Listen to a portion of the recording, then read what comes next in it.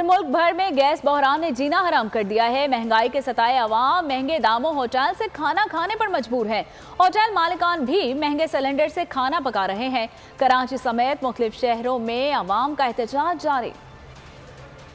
Gas के हवाले से हम लोगों ने काफ़ी स्ट्रगल किया है और ये आज का जो एहतजाजी धरना है या ये भी बुनियादी तौर पर गैस के हवाले से है। गैस के हवाले से गैस बिल्कुल क्वेटा में बिल्कुल है ही नहीं, गायब कर दी जाती है। गैस 10 साल हो गए मुसलसल यहाँ -10 या 13 तक माइनस चला जाता है।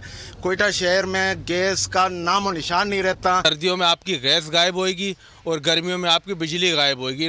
बस कहाँ आती है, गैस नहीं है ना, परेशानी है। कभी लकड़ी लाओ, कभी क्या होता है, कभी क्या होता है। गैस का तो निहायत ही प्रॉब्लम है, निहायत ही बहुत बड़ा मसला है। गैस तो आती ही नहीं है। गैस बंदिश की वजह से सुबह सुबह खाना नहीं मिलता बच्चों को और बच्चे स्कूल से परेशान होते हैं जाने से। हमने भी निकलना होता है काम पर, तो हम भी ड्यूटी पे नहीं जा सकते।